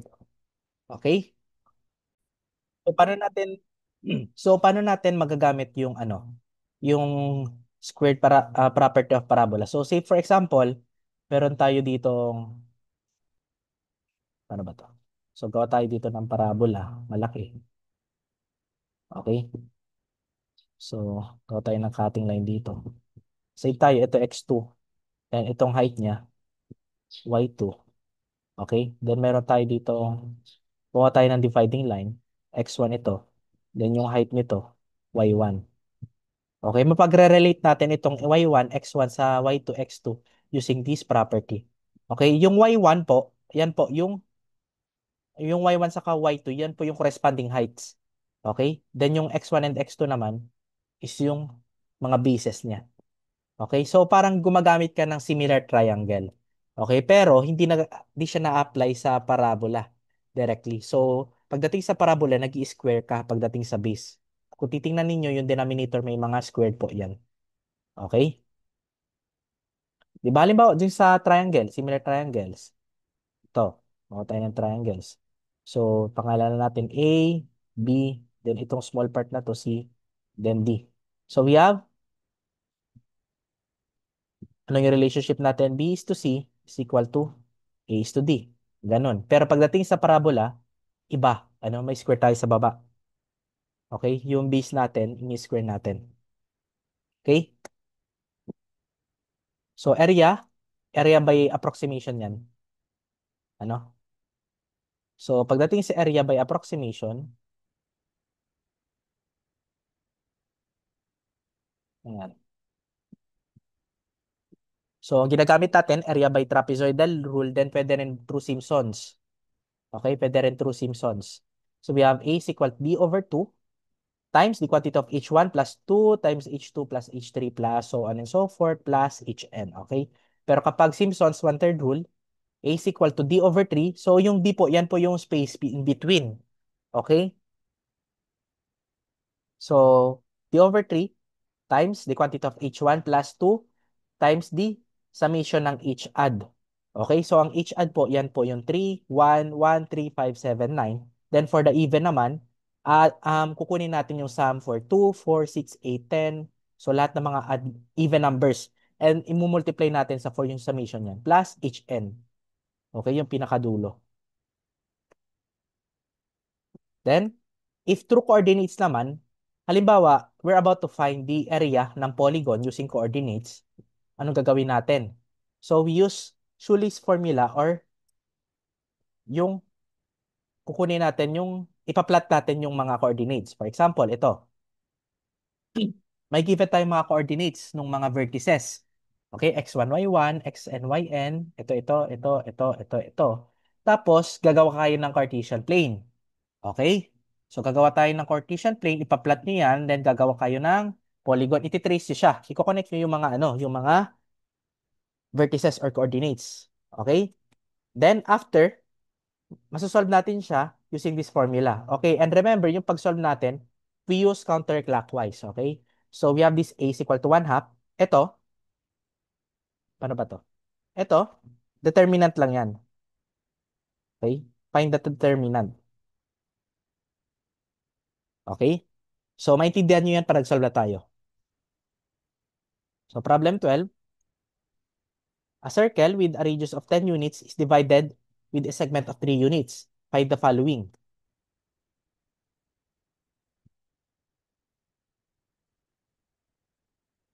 Central angle to the segment, length of minor arc, area of sector, and area of a segment. So, first, gawa tayo ng circle. Radius niya is 10 units. Then, ayan. Ang nakalagay dito, ano, is divided, mali yung sa problem, is divided by a segment with a height of 3 units. Okay? So therefore, yung radius ito radius din to ano? 10 po, 10 din po 'yan. Okay? Pero yung height ng segment daw, that is equal to 3. Okay? So label tayo. So yung ano center na circle, denote natin as O. Okay? Then yung segment na to, ito yung chord. Okay? Ito yung segment, ano? So gatayin lang line AB. Then broken line, radius din ito. Okay? Then first, hanapin natin yung A, central angle to the segment. So ito yung hinahanap dyan sa letter A, central angle to the segment. So redraw natin. So 10, 10, 7 to. Kasi 7 is equal to 10 minus 3. Diba? Ito yung height. Then itong 10 radius yan. Remember? Ano? So yan. Then theta over 2. Theta over 2. So ito, theta to. Ano? So, ang titingnan lang natin, para makuha natin yung theta over 2, tingnan lang natin yung triangle na yan. Okay? So, we have cosine theta over 2. Okay? That is equal to 7 over 10. Sa SOHCAHTOA, yung ka. Okay? Solve for theta, we have 91.15 degrees. Okay? Nakuha na natin. Sa B naman, length of minor arc, S is equal to R theta. Okay? S is equal to 10 times 91.15. Bakit tayo naglagay dito? Kasi dapat yung R po natin, yung theta po natin, dapat naka-radians. Okay? So, since naka 91.15 tayo, gagawa tayo ng conversion factor. Okay? So, nakarad dapat yan para makuha natin yung arc length. Right? 91.15. So, sa isang pi, we have 180-degree angle. Okay? Solving for S, we have 115.91 units. Okay? So, yan. Okay na. So, continuation. Ano yung hinanap doon sa last? Area ng sector sa segment. Okay, sa area ng sector, so, yung buong area nito, yung shade, ito, yung part na to, yun, lahat na yan. So, formula natin, A is equal to pi r squared theta over 360. That is equal to pi times the radius, 10 squared times 91.15, yung value ng theta natin, over 360. We have 79.540. And last, yung angle ng segment. So, paano natin yung makukuha? Ano? Kunin natin yung area ng triangle. Okay? Ito po yung area ng triangle natin. Okay? At kung titingnan natin, denote natin itong buong length na to as L. Kapag hinati natin by this dividing line, we have L over 2. Right? L over 2. So, check lang natin itong triangle na to. So, makakabuo tayo ng right triangle. Then, ito yung hypotenuse. Okay? Or pwede rin, ano? Oo. Kinamit natin yung L over 2 using Pythagorean theorem. So, we have L over 2 is equal to 10 squared minus 7 squared. Then, yung square root niyan, that is equal to square root of 51. Okay? Yung 10 squared minus 7 squared. Then, solving for um, area ng triangle. So, that is equal to 1 half L times H. Okay? So, we have 1 half area ng triangle. So, ang kinukuha na natin dito, ano? So, dito sa area ng triangle, ito na po yan. Kasi ibabawas natin yan para makuha yung area ng segment. Okay? Ibabawas natin yan sa sector. Okay? Which is ito. Ito yung sector, di ba? Yan. Tapos, ano pa?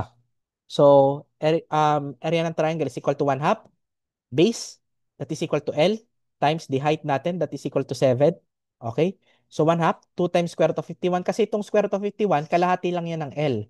Right? So, times 2 natin para makuha natin yung L. Then, solve for area ng triangle, we have 50. Then, para makuha natin yung area ng segment, subtract natin dito sa 79.543. Okay? Therefore, we have 29.543. And then, yung answer natin for letter D. Okay? Then, problem 13. Determine the area of the quadrilateral having coordinates 8, -2, 5, 6, 4, 1, and -7, 4 as consecutive vertices. So, paano natin yan isosolve? So, plot muna natin. Ito yung 8, -2. Gawa tayo ng Cartesian plane. Okay, next, 5, 6. Next, 4, 1. Then, -7, 4. Then, ititrace nyo siya. So, yan. Nakabuo tayo ng quadrilateral. Then, counterclockwise rotation. So, ito yung magiging x1, y1 mo. x2, y2. x3, y3. x4, y4. Okay? So, use this formula. Okay? So, parang tayo dito? Basket method, ano? So, ano yung basket method natin dito? So ito, ipag-add mo, itong denoted by downward arrow, okay? Na directed to the right. Then ito, isusubtract mo. Okay? Subtract mo ng sum. Iyan, i-multiply mo yung x1, y2, okay? Plus x2, y3, plus xn, y1, minus x2, y1, minus x3, y2, minus x1, yn. Okay? Ito yan. So, para coordinates lang din. Diba, x1, y1 natin, 8, -2. X2, y2 natin, 5 and 6. Copy lang. Then sunod, 4, 1. 4, 1. Then sunod, -7, 4. Then, -7, 4. Then sa closing niya, 8, -2. Balik tayo dito sa x1, y1.